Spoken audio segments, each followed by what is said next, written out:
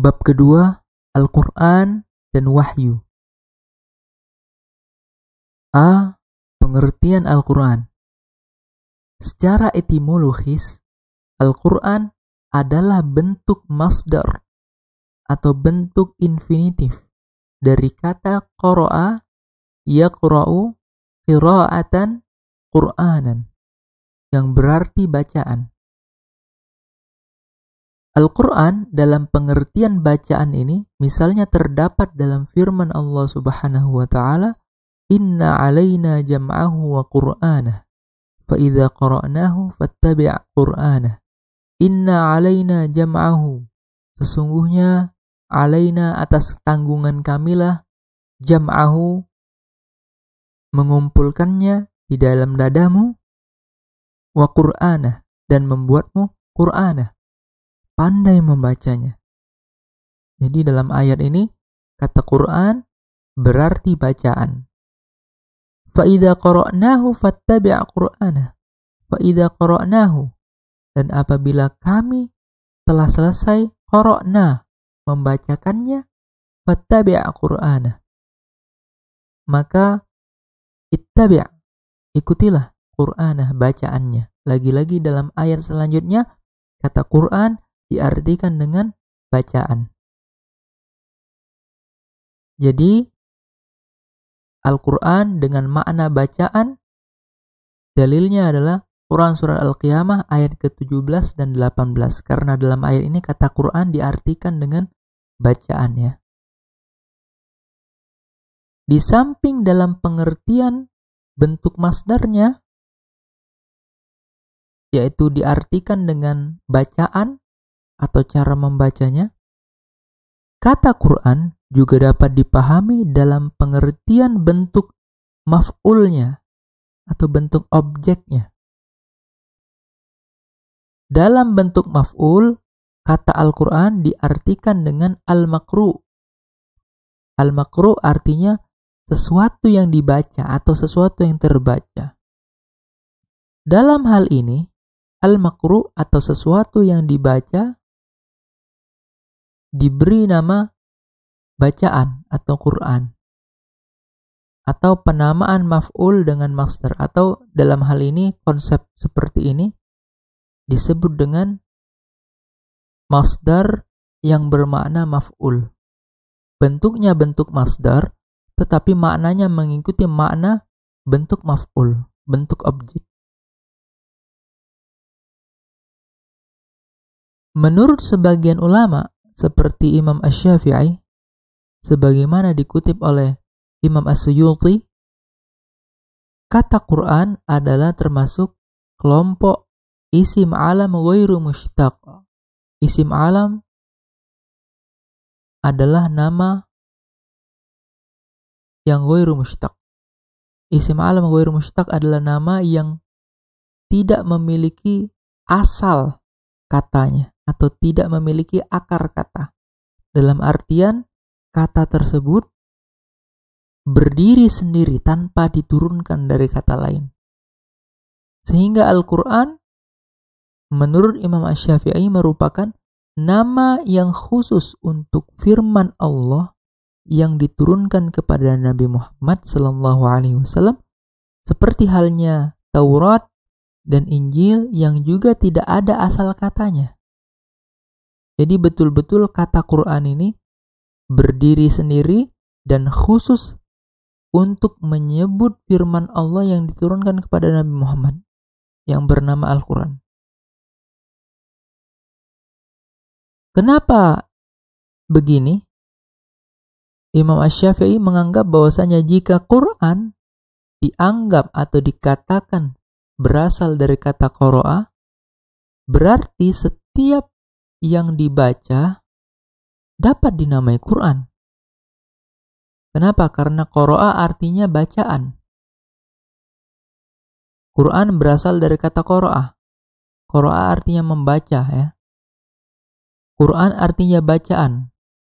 Kalau Quran dianggap berasal dari kata qara'a sehingga dia bermakna bacaan, maka apapun yang terbaca, apapun sifatnya bacaan, apapun hal-hal yang dibaca ya, itu dapat dinamai Quran. Misalnya seseorang membaca koran, dapat dinamai Quran. Seseorang membaca buku matematika, maka buku matematika tersebut dapat dinamai Quran. Ini menurut Imam Asy-Syafi'i seperti itu. Ya, jadi apabila Al-Quran dinyatakan berasal dari kata qara'a, maka nanti akan menimbulkan keumuman pemaknaan untuk Quran. Sehingga apapun ya yang dibaca itu bisa disebut Quran, padahal tidak seperti itu.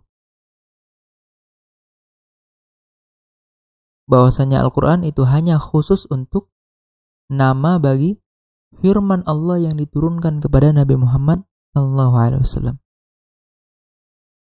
Itu definisi Al-Quran secara etimologis, secara kebahasaan. Adapun secara terminologis, definisi yang disusun oleh para ahli terkait dalam bidangnya masing-masing ya.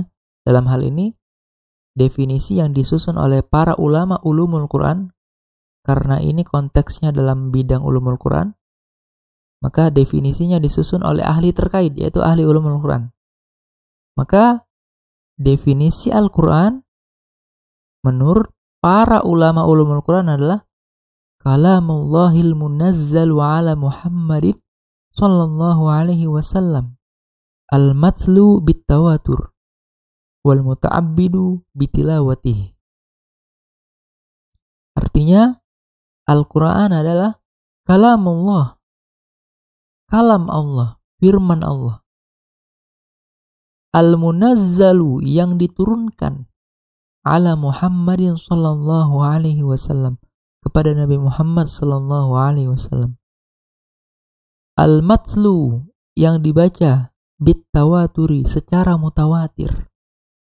Apa yang disebut dengan mutawatir?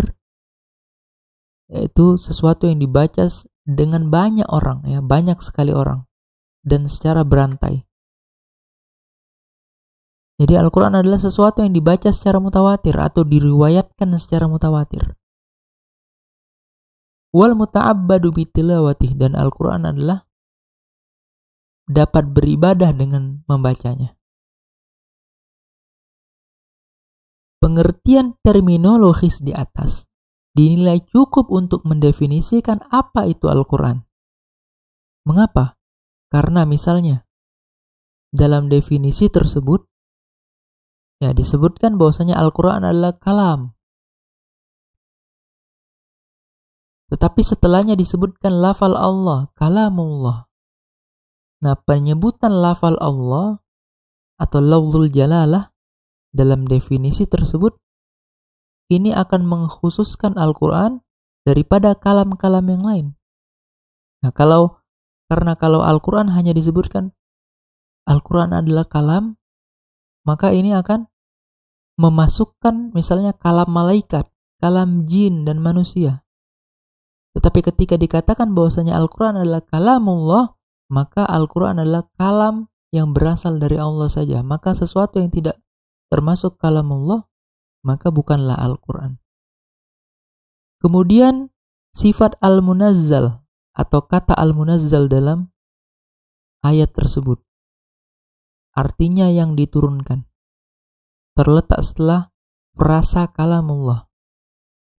Nah, kata al-munazzal ini diperlukan untuk disebutkan agar apa? Agar membedakan Al-Quran dari kalam Allah yang lainnya. Karena langit dan bumi dan seluruh isinya juga termasuk kalam Allah. Ya. Jadi kalau misalnya kita sebutkan bahwasanya Al-Quran adalah kalam Allah. Oke, tapi yang perlu diingat bahwasanya kalam Allah itu bukan hanya yang diturunkan saja, tapi ada kalam Allah yang tidak diturunkan misalnya. Apa? Contohnya tadi disebutkan bahwasanya kalam Allah, di antara yang termasuk kalam Allah adalah langit, bumi beserta isinya ya, dan seluruh alam semesta ini adalah kalam Allah. Lantas apakah seluruhnya itu termasuk juga Al-Quran? Kan enggak ya. Maka diperlukanlah kata al-munazzal di situ, bahwasanya kalam Allah yang dimaksud di sini adalah kalam Allah yang munazzal, al-munazzal, yaitu kalam Allah yang diturunkan. Sedangkan kalam Allah yang tidak diturunkan, maka dia tidak termasuk Al-Quran ya. Ala Muhammadin sallallahu alaihi wasallam. Keterangan ala Muhammadin sallallahu alaihi wasallam kepada Nabi Muhammad sallallahu alaihi wasallam, bahwasanya kalam Allah ini diturunkan kepada Nabi Muhammad. Keterangan kepada Nabi Muhammad di situ gunanya adalah untuk membedakan Al-Quran dengan kalam Allah lainnya yang juga diturunkan, tetapi diturunkan kepada Nabi dan Rasul sebelumnya, seperti Taurat yang diturunkan kepada Nabi Musa alaihissalam, Zabur yang diturunkan kepada Nabi Daud alaihissalam, Injil kepada Nabi Isa alaihissalam, dan Suhuf Ibrahim dan Musa alaihissalam. Maka ketika disebutkan bahwasanya Al-Quran adalah kalam Allah yang diturunkan kepada Nabi Muhammad, ini mengecualikan kalam Allah yang diturunkan kepada, ini mengeluarkan kalam Allah yang diturunkan kepada selain Nabi. Jadi kalam Allah yang diturunkan kepada selain Nabi Muhammad ini tidak masuk dalam cakupan definisi Al-Quran ini. Sehingga kalau bukan al-munazzal ala Muhammadin, maka tidak masuk dalam Al-Quran. Karena Al-Quran adalah al-munazzal ala Muhammadin, kalam Allah yang diturunkan kepada Nabi Muhammad, bukan diturunkan kepada yang lain.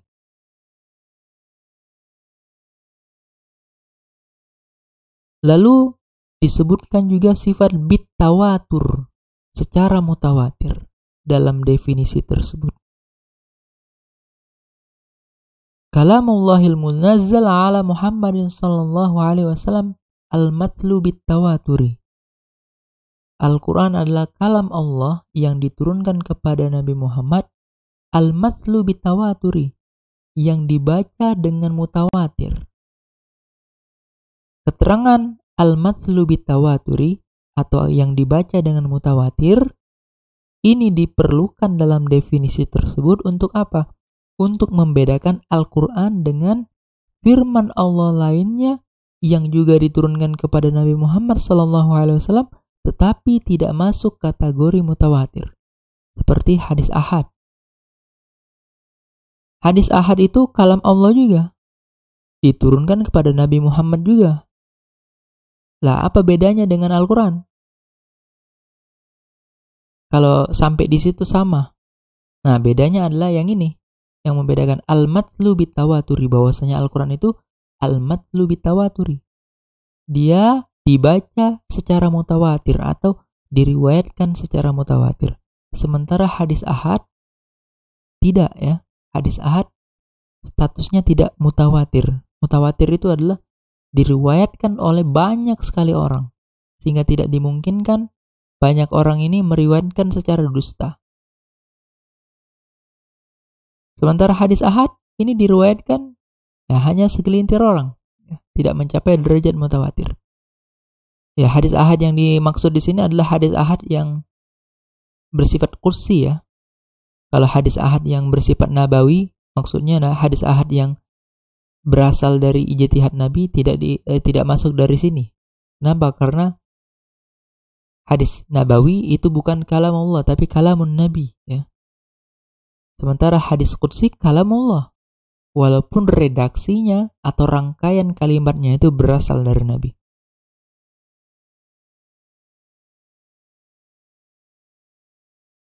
Karena hadis nabawi pun ada yang bersifat mutawatir, maka untuk membedakannya dengan Al-Quran ditambahkan keterangan di bagian akhir definisi, yaitu al-muta'abbad bitilawatih, beribadah dengan membacanya.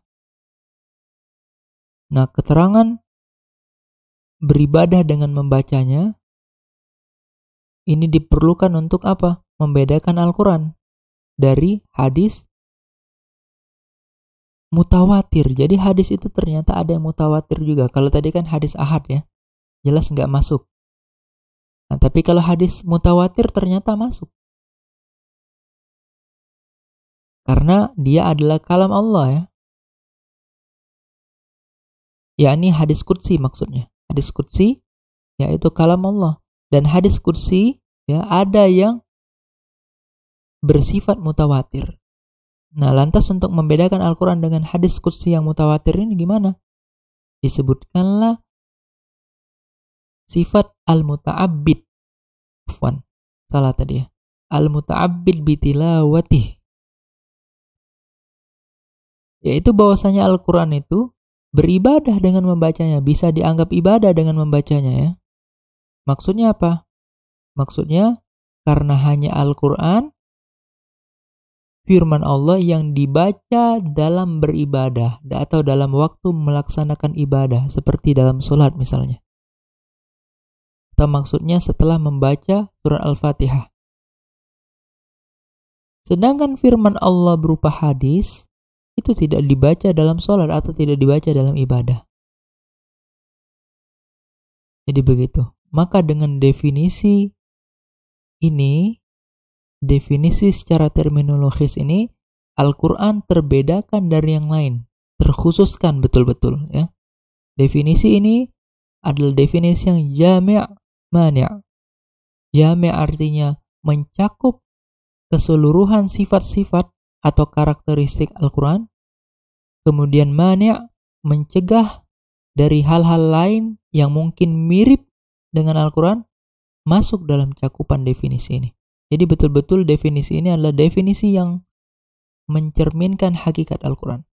Itulah definisi yang disebut dengan definisi jami' mani'. Sebagian ulama terkait dengan definisi tadi masih menambahkan beberapa sifat lain, menambahkan beberapa kalimat lain dalam definisi tersebut. Misalnya ada Syekh Muhammad Ali As-Swabuni. Beliau menambahkan misalnya sifat al-mu'jiz dalam definisi Al-Quran. Bahwasanya Al-Quran itu al-mu'jiz, mu'jizat ya, yang melemahkan. Al-mu'jiz itu secara bahasa artinya melemahkan. Kemudian ditambahkan pula oleh beliau biwasitatil amin Jibril alaihi salam. Bahwasanya Al-Quran itu biwasitatil amin, dengan wasitah, dengan perantara al-amin, yakni malaikat Jibril alaihissalam, diturunkan melalui perantara malaikat Jibril. Kemudian ditambahkan lagi dalam definisi Al-Quran bahwasanya Al-Quran itu al-maktub fil masahif. Al-Quran adalah yang tertulis di dalam mushaf-mushaf. Kemudian ditambahkan lagi al-mabdu' bisuratil Fatihah. Bahwasanya Al-Quran adalah yang diawali dengan surat Al-Fatihah. Lalu ditambahkan lagi definisi dalamnya al-mukhattam bisuratin Nas. Al-Quran adalah yang ditutup dengan surat An-Nas. Lengkapnya definisi Al-Quran versi Syekh Muhammad Ali As-Swabuni adalah sebagai berikut. Beliau mengatakan tentang Al-Quran bahwasanya Al-Quran adalah huwa kalamullahil mu'jizu al-munazzalu ala khatamil anbiya'i wal mursalin biwasitatil amin Jibril alaihi salam al-maktubu fil masahif al-manqulu ilaina bit-tawatur al-muta'abbidu bitilawatih al-mubda'u bisuratil Fatihati al-mukhtamu bisuratin Nasi. Al-Quran adalah firman Allah yang mu'jiz, bersifat mu'jizat, yang melemahkan. Diturunkan kepada penutupnya para nabi dan rasul dengan perantaraan Al-Amin Jibril alaihissalam. Dan juga Al-Quran adalah sesuatu yang ditulis dalam mushaf-mushaf, diriwayatkan kepada kita secara mutawatir, bernilai ibadah membacanya, lalu Al-Quran adalah dimulai dengan surat Al-Fatihah dan ditutup dengan surat An-Nas. Definisi Syekh As-Sabuni di atas lebih tepat digunakan untuk mendefinisikan mushaf, bukan Al-Quran. Kenapa? Karena yang disebut Al-Quran itu tidak hanya yang ditulis dalam mushaf, tetapi juga yang dibaca secara lisan berdasarkan hafalan. Karena tadi Syekh Muhammad Ali As-Sabuni menyebutkan dalam definisinya bahwasanya Al-Quran itu ditulis dalam mushaf-mushaf, adalah sesuatu yang ditulis dalam mushaf-mushaf. Lantas apakah sesuatu yang tidak ditulis dalam mushaf-mushaf nggak bisa masuk dalam Al-Quran? Misalnya ada orang baca Al-Quran berdasarkan hafalan, kan itu kan nggak ditulis dalam mushaf kan, hafalan kan? Maka apakah itu tidak dianggap Al-Quran? Karena tadi Syekh Muhammad Ali As-Sabuni membatasi definisi Al-Quran itu dengan ditulis dalam mushaf-mushaf. Apalagi pada era teknologi informasi sekarang ini, ya. Al-Quran itu tidak hanya dalam bentuk mushaf yang tertulis, tetapi juga dalam bentuk digital, compact disc, dan rekaman suara. Lantas apakah Al-Quran dalam bentuk-bentuk tersebut tidak disebut Al-Quran? Nah, maka dari inilah penulis buku ini, yakni Prof. Yunahar Ilyas, mengkritik definisi Syekh As-Sabuni di atas, bahwasanya kurang tepat definisi seperti ini untuk menggambarkan hakikat Al-Quran. Kenapa? Karena tadi ada satu muskil ya dalam definisinya, yaitu bahwasanya dikatakan Al-Quran itu yang ditulis di dalam mushaf-mushaf. Padahal tidak. Al-Quran itu bukan hanya yang ditulis dalam mushaf-mushaf ya, tetapi juga yang tidak tertulis juga bisa disebut sebagai Al-Quran. Misalnya dalam hafalan dan lain sebagainya. Perlu juga ditambahkan di sini bahwa istilah Al-Quran di samping digunakan untuk menyebut keseluruhannya, juga digunakan untuk menyebut sebagiannya. Maksudnya apa? Maksudnya misalnya, jika Anda membaca satu surat, bahkan satu ayat saja dari kitab suci Al-Quran, maka Anda sudah disebut membaca Al-Quran, walaupun nggak seluruhnya. Ya, jadi bukan berarti bahwasanya membaca Al-Quran itu adalah membaca keseluruhan Al-Quran. Enggak ya. Akan tetapi membaca sebagiannya saja itu sudah disebut membaca Al-Quran.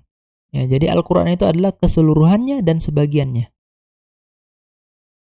Untuk hal ini Allah Subhanahu wa taala berfirman, "Wa idza quri'al Qur'anu fastami'u lahu wa ansitu la'allakum turhamun."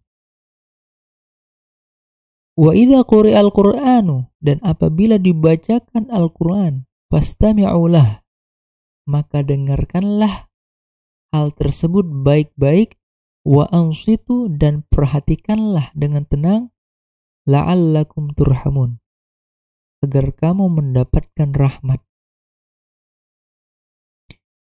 Quran Surah Al-A'raf ayat ke-204. Perintah untuk mendengarkan Al-Quran dalam ayat di atas berlaku baik tatkala Al-Quran dibacakan seluruhnya atau dibacakan sebagiannya saja. Ya, jadi walaupun membaca sebagiannya saja tetap dianggap membaca Al-Quran. Jadi bukan berarti bahwasanya membaca Al-Quran atau mendengarkan Al-Quran itu baru disebut mendengarkan Al-Quran atau membacanya ketika sudah membaca atau mendengarkannya secara keseluruhan.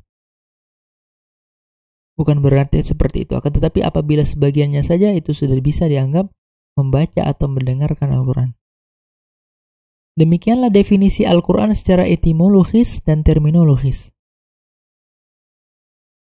secara kebahasaan dan secara istilah, ya, peristilahan. Lalu apa beda Al-Quran dengan hadis qudsi? Yang mana hadis qudsi itu juga merupakan kalam Allah, berasal dari Allah. Ya, meskipun dia hadis, berasal dari Allah. Jadi, tidak semua hadis itu berasal dari Nabi ya. Tapi ada hadis yang berasal dari Allah. Nah, lantas apa perbedaan antara Al-Quran dengan hadis qudsi? Yang mana keduanya sama-sama kalam Allah. Perbedaannya ada pada teks atau redaksinya. Al-Quran adalah firman Allah yang teksnya atau redaksinya beserta maknanya atau kandungan isinya itu berasal dari Allah. Jadi teks dan maknanya berasal dari Allah. Lafzan wa ma'nan minallah. Itu Al-Quran. Nabi Muhammad SAW hanya berperan menerima dan menyampaikan apa adanya sebagaimana yang diwahyukan kepada beliau. Tugasnya cuma itu. Sedangkan hadis qudsi adalah juga firman Allah, akan tetapi maknanya memang datang dari Allah, akan tetapi teks atau redaksinya berasal dari Nabi atau dari Rasulullah SAW. Jadi itu perbedaannya. Di samping itu Al-Quran seluruhnya diriwayatkan dengan mutawatir, sehingga bersifat qat'i tsubut, bersifat kokoh statusnya. Sangat kokoh ya. Sedangkan hadis qudsi, sebagian besar status riwayatnya itu adalah riwayat ahad. Ahad ini merupakan lawan dari mutawatir ya. Kalau mutawatir diriwayatkan oleh banyak sekali orang sehingga yang mana orang-orang tersebut tidak mungkin berdusta, bersepakat untuk berdusta membuat periwayatan tersebut. Nah, ahad adalah kebalikannya dalam sisi kuantitas ya. Ahad ya, ini merupakan riwayat yang diriwayatkan oleh segelintir orang saja, jadi nggak banyak ya. Kalau mutawatir banyak sekali. Sehingga apa? Karena diriwayatkan sedikit oleh orang, sehingga orang yang meriwayatkan sedikit, sehingga bersifat dhanni tsubut. Ya, dia walaupun tsubut, walaupun tetap, tetapi sifatnya dhanni, bersifat dugaan. Sementara Al-Quran bersifat qat'i, bersifat pasti ya. Hadis qudsi ada yang sahih, ada yang hasan, ada yang dhaif. Sementara Al-Quran pasti sahih. Nah, itu juga perbedaan antara Al-Quran dan hadis qudsi. Perbedaan lain, Al-Quran adalah mukjizat yang abadi sampai hari kiamat. Tidak ada yang bisa menjawab tantangannya untuk membuat seperti Al-Quran, walaupun hanya satu surat. Sementara hadis qudsi tidak bersifat mukjizat, dan bangsa Arab dan yang lainnya tidak pernah ditantang untuk membuatnya. Begitu juga Al-Quran dapat beribadah dengan membacanya, ya, dapat dibaca pada waktu sholat, dalam ibadah sholat, sedangkan hadis qudsi tidak. Kecuali apa? Kecuali hadis qudsi memang ketika membacanya dapat pahala ya, dan pahalanya itu bersifat umum. Sementara Al-Quran dapat dibaca dalam waktu ibadah dan pahalanya bersifat khusus.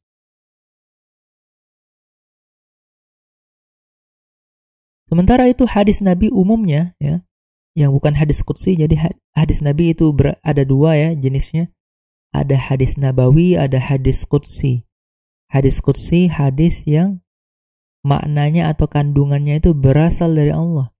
Sementara hadis nabawi, makna atau kandungannya itu berasal dari Nabi. Nah, sementara itu hadis Nabi umumnya, sekalipun teksnya dan maknanya itu lebih banyak datang dari Nabi Muhammad SAW. Jadi presentasi dari hadis Nabi itu lebih banyak hadis nabawi daripada hadis qudsi. Nah, tentang hadis nabawi, hadis yang teks dan maknanya berasal dari Nabi, meskipun teks dan maknanya berasal dari Nabi, akan tetapi tetap bersumber dari wahyu. baik secara langsung maupun tidak langsung. Untuk hal-hal yang tidak mungkin bersumber dari hasil ijtihad atau pemikiran beliau sendiri, tentu Nabi mengetahuinya dari wahyu Allah, dari firman Allah yang diwahyukan kepada beliau. Misalnya hadis tentang alam barzakh, hadis tentang peristiwa yang akan terjadi di akhirat, hadis tentang pahala dan dosa, hadis tentang surga dan neraka, hadis tentang hal-hal gaib lainnya. Ini kan perkara-perkara yang tidak mungkin ada ijtihad Nabi di situ. Karena ini adalah hak Allah yang menentukannya. Hanya Allah yang mengetahui ya. Tidak mungkin Nabi membuat-buat sendiri. Nah, ini pasti bersifat dari wahyu Allah ya. Nabi mengetahui tentang alam barzakh kemudian meriwayatkan hadisnya, ya itu sumbernya sebetulnya adalah firman Allah yang diwahyukan kepada beliau. Untuk hal-hal seperti itu tentu sumbernya dari Allah. Sekalipun Nabi tidak mengatakannya bahwasanya itu sebagai firman Allah, sebagaimana Al-Quran dan hadis qudsi. Inilah yang dimaksud dengan hadis nabawi, hadis yang bersumber dari wahyu secara langsung. Sedangkan untuk hal-hal yang diungkapkan oleh Nabi berdasarkan ijtihad beliau sendiri, maka nilai wahyunya terletak pada kontrol yang diberikan. Jika ada di antara ijtihad Nabi yang bernilai mungkin salah atau terlihat seperti salah, maka Allah Subhanahu wa Ta'ala akan langsung mengkoreksinya. Seperti apa? Seperti pada peristiwa yang terjadi antara Nabi dan Abdullah bin Ummi Maktum di Mekah, yang kemudian peristiwa ini menjadi sebab turunnya surat Abasa. Inilah yang dimaksud dengan hadis nabawi yang bersumber dari wahyu secara tidak langsung. Ya, jadi hadis nabawi itu pun terbagi menjadi dua ya. Ada yang langsung, ada yang tidak langsung. Kalau yang tidak langsung ini murni ijtihad Nabi. Hadis tersebut murni ijtihad Nabi. Jadi ringkasnya perbedaan antara Al-Quran, hadis qudsi, dan hadis nabawi adalah sebagai berikut. Al-Quran, isi dan redaksinya dari Allah. Hadis qudsi, isinya dari Allah, sementara redaksinya dari Nabi Muhammad SAW. Adapun hadis nabawi, isi dan redaksinya dari Nabi, tetapi sumber muatannya itu sesungguhnya berasal dari wahyu, baik secara langsung maupun tidak langsung.